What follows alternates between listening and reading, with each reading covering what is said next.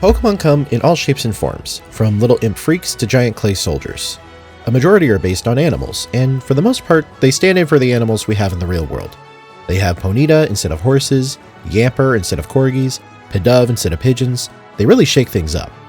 It makes sense that so many of these designs are one-to-one with real-world animals. If you want to make a fantasy world with a functioning ecosystem, but you don't want to use real animals, your best bet is to mimic what works in our ecosystem. Though, I can't help but feel this approach hinders these animal designs somewhat. Sure, sometimes they take on a life of their own, but if a design doesn't click for you, then you're usually left associating it with that animal. Most have some other concepts they play with, but you can still instantly pin the fauna in the design. Aipom is a monkey, Leavanny is a leafcutter ant, Palafin is fucking Aquaman! And then there's Slowpoke, which is clearly...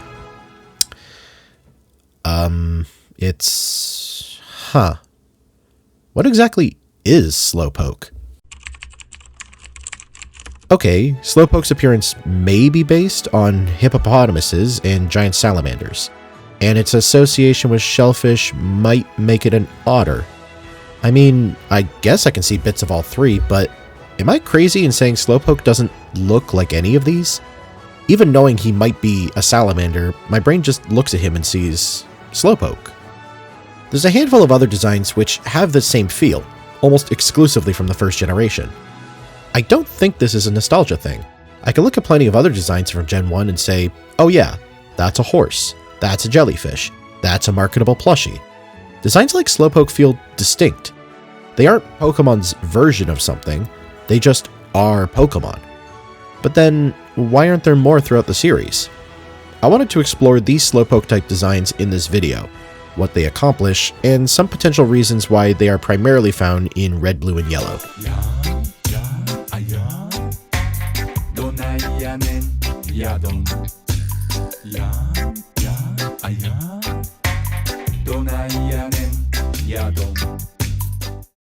This video is going to center around a pretty vague concept, so before explaining why it matters, I should probably outline what a Slowpoke type design even is.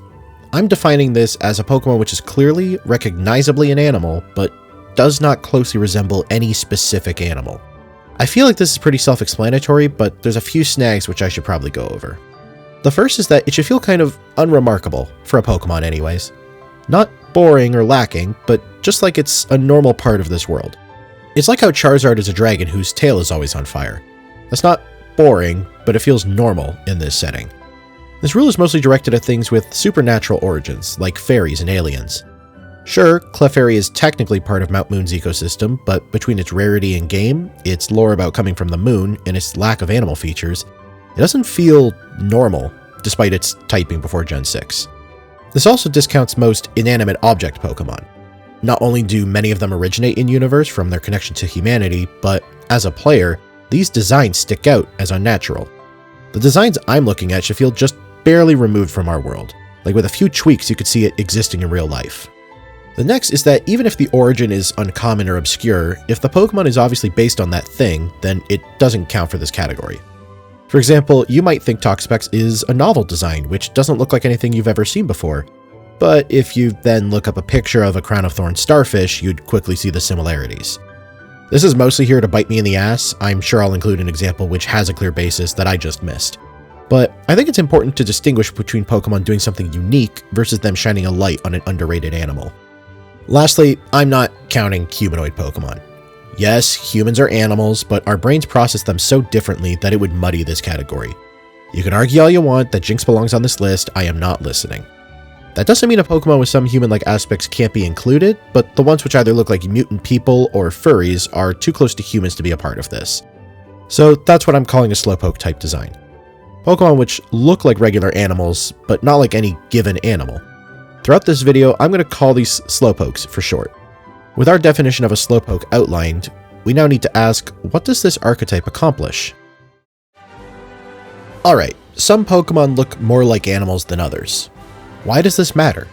Well, I argue Slowpoke designs help give the series a stronger, more distinct identity. By presenting the player with something they don't have any direct comparison for, the game draws them further into the game world, and away from their real-world perspective. I'd go so far as to say designs like these make the more directly inspired designs more effective by proxy. The Slowpokes suspend an audience's disbelief, which makes them more willing to accept the other designs as Pokemon, rather than the animals they're based on. This isn't to say that the more obviously animal designs are bad, or even that they are worse than Slowpokes. At the beginning of the game, playing more directly into the audience's expectations helps to ease them into the wackier shit later, and even as players progress, it's good to have more familiar designs pop up, so they aren't bombarded with things they don't understand. Basically, the more familiar designs are a broth, and the Slowpokes are the spices. You can eat a lot of broth, but it's not exactly engaging, and while spices are more distinct, you aren't going to eat them by themselves. Something else I think Slowpokes are better at is giving designs a bit more leeway when it comes to fan reception. If a simpler animal design doesn't land, it's common for fans to complain that it's just an animal. Flamigo is just a flamingo, Swanna is just a swan, Krabby is just a crab. Each of these has been stylized to make them more broadly appealing, but these touches don't seem to impress a majority of fans. Meanwhile, nearly all of the designs I will be including in this category are fan favorites, despite also having very simple designs. And even though some of these designs aren't popular enough to get their own reggae song, they also aren't typically on people's hate radar either. I think people don't get as frustrated with these types of designs because they recognize the novelty in them. They might not hit for you specifically, but you can appreciate that they tried something different. That's how I feel anyway. I prefer my Pokemon jarring but interesting over competent but boring any day. With that, allow me to outline which designs I'm including in this category. I don't think I need to elaborate on Slowpoke and its family much further. The evolutions trade Slowpoke's Flat Fuck Friday body type for a more Kaiju-like body, and the various ways these designs incorporate the shell gives them a lot of personality. One quick note before we move on, did you know Slowbro was named after a real-life singer? Specifically, the Bosnian artist Jadranka Stojkovic, who worked for Konami and lived in Japan from 1988 to 2011. Her first name was transliterated into Japanese as Yadarenka, and Slowbro's Japanese name is Yadaran. According to Stojkovic, this was pitched by a colleague of hers who worked at Game Freak. But I've already covered Slowpoke extensively, so let's move on to the next Pokemon. Cubone is another one of Kanto's secondary mascots, like Slowpoke and Psyduck. And like Slowpoke, it's really hard to pin down what exactly it's supposed to be. The skull looks kinda reptilian, almost like a dinosaur fossil, but there are plenty of mammalian Gen 1 Pokemon with reptile heads, most notably Kangaskhan. Plenty of fans have theorized that Cubone is actually the Kangaskhan baby, given their similar body type and both families focus on motherhood in their lore. There's also a pretty widespread comic by Flying Rotten, which depicts Cubone as a Charmander with its flame gone out. Both of these are purely speculation, of course, but I think they speak to how well Cubone embodies this category. It's clearly an animal, but it's so unique that it could either be a baby kangaroo or a lizard. Like I mentioned earlier, Cubone's a super popular Pokemon, though that's likely not solely from its design. It's one of the few Gen 1 Pokemon with actual lore, with the Marowak ghost at the end of Pokemon Tower, and this story relevance likely contributed to its fanbase. Still, plenty of other Pokemon have been way more relevant but way less popular, so the design has to count for something. Speaking of story-relevant Pokemon, next up is Snorlax. I feel like this has become common knowledge in the past few years, but for those who don't know, Snorlax was directly based off of Koji Nishino, one of the game designers for the original Red and Green. Snorlax's Japanese name, Kabigon, is a reference to Kirby, and Nishino's nickname was Kabi because of his appetite. So in terms of what Snorlax is supposed to be, it's a game developer. Finally, the Toby Fox face reveal. As for its actual design, the closest parallel is a bear, but it's more the idea of a hibernating bear than an actual bear. The face, body, and arms are all just generic round shapes, with the only real bear feature being the paws on his feet. Honestly, if it weren't for Snorlax's excessive eating and sleeping, I wouldn't even make this connection. It just feels like a creature. Admittedly, this is a weaker example. There is one specific animal Snorlax has some similarities to, but I think between the abstraction in its design and the actual inspiration behind it, Snorlax counts as a Slowpoke. If watching competitive Gen 1 videos has taught me anything, it's that you can't talk about Snorlax without mentioning Chansey. And Tauros, I guess. Here's Tauros. And this was the original Go Girl Give Us Nothing. Anyway, back to Chansey. Like Cubone, it's hard to tell what the inspiration behind Chansey is. Her carrying an egg in her pouch hints at her being both a marsupial and either a bird or a reptile, or maybe a platypus? but then her pink skin, head frills, and dopey smile make her look like a fat axolotl. Then there's the fact that her lore is all about being a nurturing, caring Pokemon who gives nutritious eggs to those in need, and also that her name in every language has to do with luck and chance. There's so much going on here that nothing really dominates the design. They all come together and make, well, Chansey. I feel like she's close to the kind of design Clefairy is going for, more of a sprite or a pixie than an animal. But Chansey's larger incorporation of animal features, combined with the intense focus on eggs and egg laying in her design, makes her feel less supernatural than Clefairy. At least to me anyway. Keeping up the streak of Gen 1 normal types in this category is Eevee. Now, some fans might disagree. Eevee is clearly giving fox. Some might also disagree, but instead insist she is a dog. A third group will say both of them are wrong, she's obviously a cat. I've seen all three claims made before, and honestly, that's why I think Eevee fits into the Slowpoke category. She's like a Rorschach test. There's quite a few fans who strongly feel Eevee is a specific thing, but they cannot agree on what that is. This was the intent behind the creation of Eevee. Motofumi Fujiwara was tasked with making a Pokemon which could evolve into multiple types, and he attempted to make her a blank slate, something with traits of familiar animals, but which didn't closely resemble any of them. You know, the entire premise of this video? This is reflected in her evolutions, which all take on differing amounts of dog, cat, and fox in their visual designs. You can personally disagree, but I can never see Eevee as just one of these animals. Despite how iconic they are, Psyduck is a duck, Charizard is a dragon, but Eevee? She's just Eevee. Next, rather than focus on a single Pokemon which could fit in this group, I'm going to highlight a bunch of designs which all kind of do the same thing. The Kaiju-like Pokemon Rhydon, Kangaskhan, Nidoking, and Nidoqueen all feel like your typical giant monster, but not like any specific giant monstrous creatures. Well, sort of. Obviously Kangaskhan is based on a kangaroo, though in my opinion, if it didn't have the Joey pouch, no one would notice. That kind of feels like saying if you simply removed your face, no one would know it was you, but I've always found it odd how Kangaskhan looks more like a dinosaur than a kangaroo. Still, despite its design leaning away from it, people still associate it with kangaroos. Similarly, Rhydon and the Nidos, each having pre-evolved forms which more closely resemble real animals, makes them fit into this category a little worse. I still think these designs mostly achieve the impact of a quote-unquote true Slowpoke design, but their association to other designs with more direct inspirations removes a bit of that unique to Pokemon feel that the other Slowpokes have. There's a few more designs which would fall into this category if it weren't for their evolutionary members. The biggest example of this for me is Kabutops, my childhood favorite Pokemon. He feels like some sort of crustacean with that plated armor and flat crescent head, but his Pokedex category of shellfish is so vague that it's useless. Bulbapedia suggests he might be based on the sea scorpion, an extinct ocean arthropod which existed 450 million years ago, but that connection feels faint at best. By himself, there's really nothing like Kabutops in our world. But then you take a look at its pre-evolved form, Kabuto, which is basically just a horseshoe crab. Now Kabutops is stuck in that context. Knowing he evolved from Kabuto, players are more likely to just think of him as mutant horseshoe crab. I also feel that Paris, Venonat, Poliwhirl, and Poliwrath are similarly anchored by their evolutionary lines. Alright, that's all the designs I'd argue fit into the Slowpoke archetype I outlined. There's just a few more stragglers which shouldn't count, but I felt were close enough that they were worth mentioning. Bulbasaur's name is kind of misleading, at least in English. Despite being named Bulbous Lizard, it's actually a frog. I think this is obvious once you know it, but I can't be the only one who got jump scared when Venusaur started doing this in Let's Go. Despite being the mouse Pokemon, Pikachu feels like an amalgamation of many small mammals.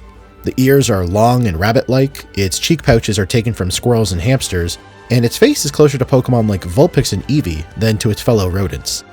And not only is the tail lightning-shaped, its flat edges make it more like a fin than a mammal's tail. If it weren't for over 30 years of hearing Pikachu was a rat, not to mention its literal cat and mouse dynamic with Meowth in the anime, I feel like most fans wouldn't make this connection. Again though, maybe that's just me. Lickitung almost made the cut. In fact, it was the Pokemon which got me thinking about these types of designs. When you actually look at it for more than a few seconds though, it's pretty obvious Lickitung's supposed to be some kind of lizard or newt.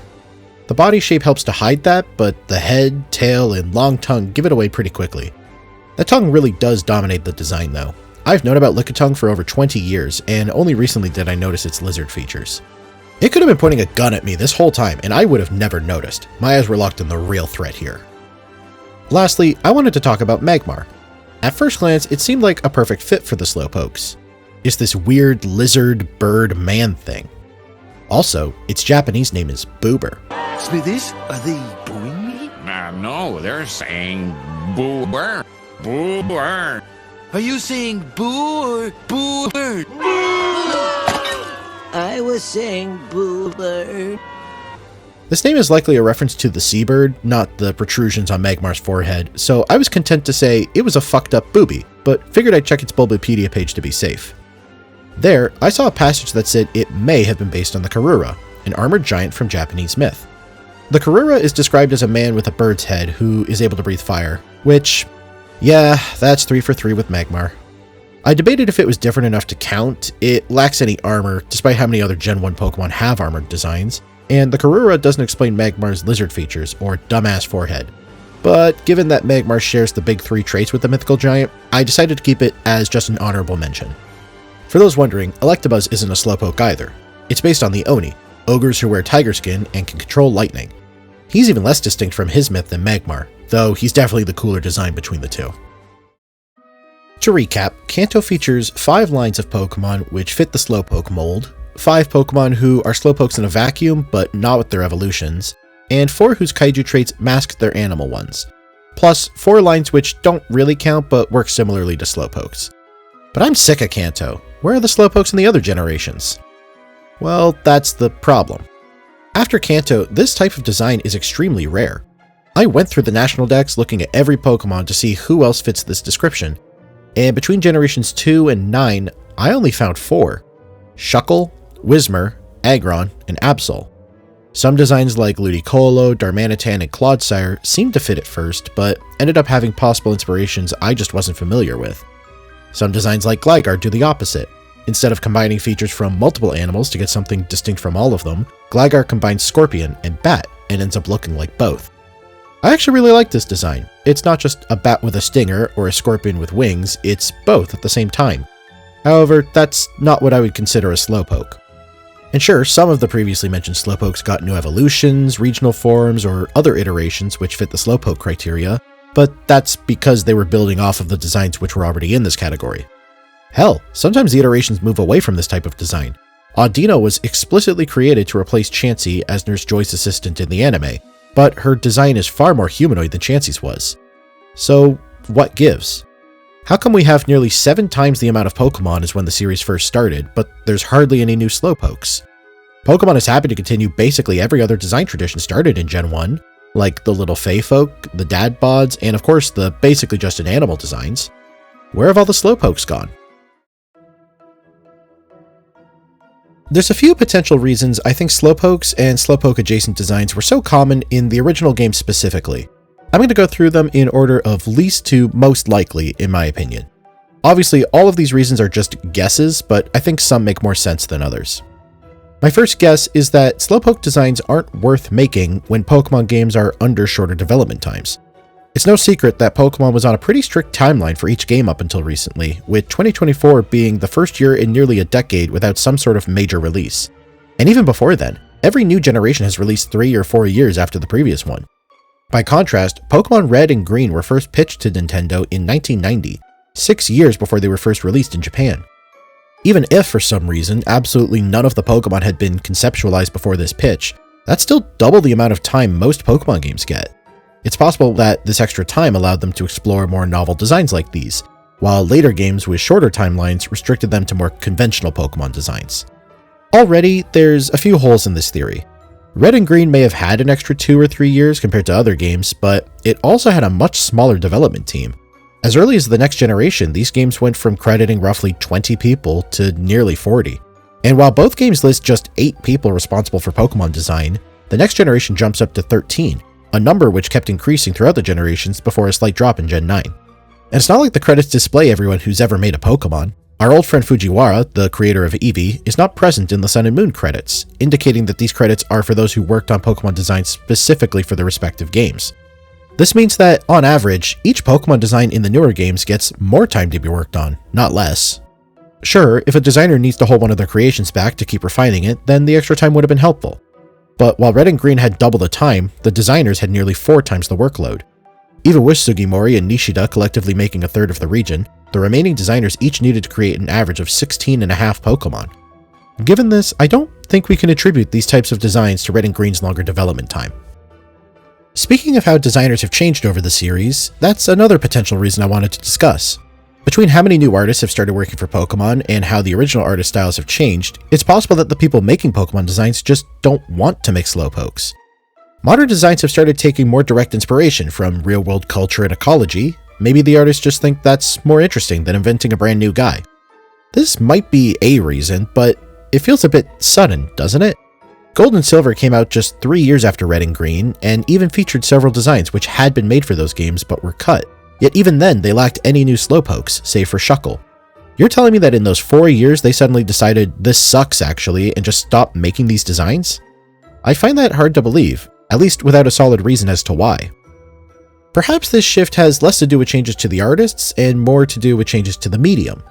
I couldn't find a source for this, but allegedly, during the development for Red and Green, the sprites were made before the official artwork. That would mean each Pokemon in these games would have been created within the 56 by 56 pixel limit for these sprites, and therefore couldn't include minor details. For example, take Primeape and Oranguru, two fairly basic ape Pokemon. As one of the original 151, all of Primeape's features are large enough to display on these tiny-ass sprites, like its anger vein and the metal cuffs on its limbs. Meanwhile, Oranguru was made after Pokemon switched to 3D, meaning that it could be modeled with much smaller details, like its eye bags and colorful fur streaks. Now, not all modern designs take advantage of this. Pissimian is another monkey design from Gen 7 which could have easily fit on a Game Boy sprite, but having this option allows the designers to keep their Pokemon more in line with real animals while still feeling distinct. Like, obviously Crabrawler is a crab, but its boxer theme makes it feel more original than crabby. If the designers can make Pokemon look like animals but not feel boring, there's less incentive for them to invent something new. Sure, you could take the time to mash random animals together and see what sticks, like Slowpoke's creator seems to have done. Or you could make the Pokemon feel fresh by giving it a cool pattern, or incorporating a human role, or playing up its personality. There's a lot you can do with these designs when they're drawn on something bigger than a postage stamp, and this makes the uniqueness of Slowpoke designs stand out less. Still though, that doesn't remove the impact these designs have. Yeah, you don't need to make designs like this, but wouldn't at least one designer want to? Isn't there an appeal to creating something completely new? That mindset was what shaped the creation of Eevee for Gen 1. Does no one working for Pokemon want to make the next Eevee? Well, maybe the designers no longer have that desire, or, more likely, maybe they feel there's just no need for this type of design anymore. One of the biggest strengths of Slowpoke designs is the way they strengthen Pokemon's branding. Kanto isn't just a world of animals, it's a world of monsters, and these more obscure designs help to sell that identity. But nowadays, the Pokemon franchise doesn't need to sell its identity. Even people who have never touched the games or seen so much as a commercial for the anime will have a vague understanding of what a Pokemon is. The series is a cultural juggernaut. Long gone are the early 90s, where Pokemon was just getting its foot in the door. The average person on the street is more likely to recognize a random Pokemon than they are the mayor of their city. If everybody and their grandma knows what a Pokemon is, they don't need Slowpokes there to hammer it home. And even if these designs still assist new audience members after all these years, the existing Slowpokes can be reused to the same effect, without needing to develop new ones. It's not like the designers are unaware of the strengths of these designs. Like I said earlier, Eevee was explicitly made with this uncertain animal vibe in mind, and now she's more famous than some religions. But it's possible that they no longer prioritize them. The Slowpokes laid the groundwork for Pokemon's style, and now the designers could focus on adapting new ideas to fit that style. I can understand this logic, but I can't say I like it. As a longtime fan, I was kind of bummed when I realized this really cool design type had gone largely unused after the first set of games, and I'd be interested to see what they would look like in the modern ones. Like many other outspoken fans, I was fairly disappointed with the new Pokemon in Scarlet and Violet. While there were a couple of fun designs, I just didn't stick to most of the new mons, despite trying out as many as possible throughout the story. I just felt, more than with any other generation, that too many of these designs weren't that different from what inspired it. I would have loved some weird shit thrown in here, something to make me pause and figure out what was going on. The closest we got was Glimmet, who isn't animal-like in the least, and Flittle, who evolves into an ostrich and removes the mystery. I've been pretty harsh on the more standard animal designs, so I feel I ought to step back and once again say that I like these Pokemon. Plenty of my all-time favorites fall under this umbrella. I'd never suggest that these designs are inferior to Slowpokes. My point is just that the Slowpoke designs achieve something the rest of these animals don't, and I think it's a real shame they've gone largely unused since the turn of the millennium. I hope I'm not alone on this. The lack of pseudo-animals in modern Pokemon isn't exactly a common complaint among the fanbase, but I hope I've been able to shed a light on how these designs could enhance the series if more were made. It was honestly really interesting to come to this realization and re-examine my opinions on the first generation of Pokemon. It's very easy to get fed up with Kanto, with how often the fanbase overlooks its flaws and how heavily the Pokemon Company panders to fans of RBY. But it's important not to take these games for granted. Now that all 151 of these beasts have been deeply ingrained in our collective unconscious, there's things about them which might sneak under the radar without a fresh perspective. Thanks for watching. This video was a bit out there, I think, so I'm glad you stuck it out to the end. Let me know what you think. Is this type of design as important as I make it sound? Are there designs I included which you wouldn't, or ones I omitted which you would add? Is my voice annoying you yet? Leave all that and more in the comments below. If you enjoyed the video, please leave a like and subscribe. I've been a bit slow on the video output lately. I got a new job not too long ago, and I'm working some long shifts. I still enjoy working on videos whenever I can, and I'd love to make this a full-time gig someday, but for now I'm aiming to upload once every 2 months. Also, please check out my girlfriend's channel, Parker Hall Writing.